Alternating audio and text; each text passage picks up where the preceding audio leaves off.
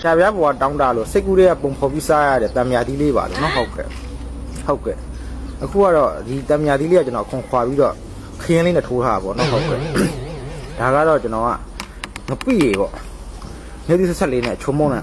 ချော်ထားတာပေါ့နော်ဟုတ်ကဲ့ဒီငပိရေလေးနဲ့စားပြမှာဖြစ်ပါတယ်လို့နော်ဟုတ်ဘယ်လောက်ထိရှာပြားပေါ့အထုပ်ထိတ်စိတ်ခံလာပေါ့နော်ဟုတ်ကဲ့